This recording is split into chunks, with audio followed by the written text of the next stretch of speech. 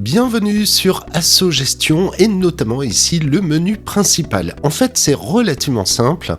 Le menu principal d'Asso Gestion est basé sur 6 modules. Votre association, la comptabilité en un simple petit coup d'œil, les cotisations de vos membres. Ici, c'est l'échange secrétariat où vous pouvez échanger avec les autres membres du bureau.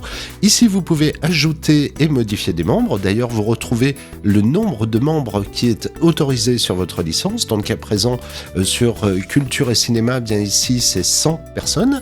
Et puis ici, vous avez les contacts. Alors, si on détaille un petit peu, vous allez voir que c'est relativement simple. Sur le bouton Information association, ici vous pouvez noter toutes les informations de votre asso, vous pouvez bien évidemment changer le logo et ici modifier les membres du bureau, président, secrétaire, trésorier, etc.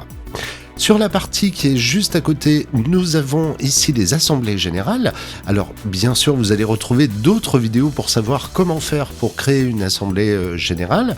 Vous allez voir, c'est très très simple.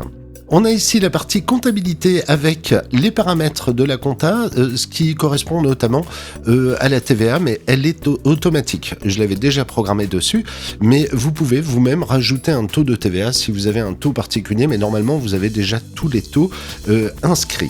À côté de ça, ici on a bien sûr la comptabilité simplifiée. À partir de là, vous allez retrouver la totalité de votre compta. Alors, ce qui est intéressant aussi sur l'application, c'est que là, elle est minimisée. Par contre, si ici, vous agrandissez la fenêtre, hop, vous retrouvez les dernières opérations comptables qui ont été faites sur votre compte. Hop, quand vous réduisez la fenêtre, le tableau disparaît pour une visibilité beaucoup plus simple. En dessous, on a les cotisations, donc vous retrouverez également une vidéo sur les cotisations pour savoir comment ça fonctionne et savoir qui a payé ou pas sa cotisation.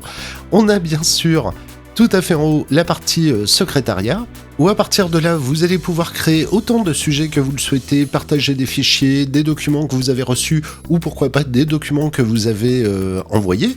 Vraiment très très très simple.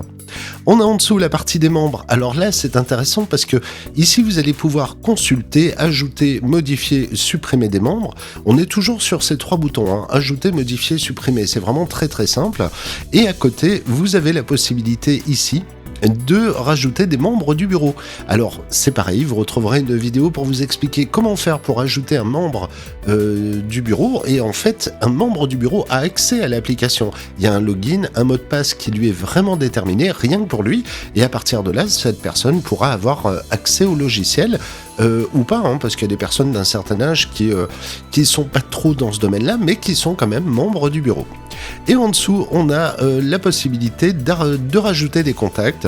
Alors ça peut être des contacts professionnels, des contacts dans tous les sens du terme, de futurs donateurs, pourquoi pas.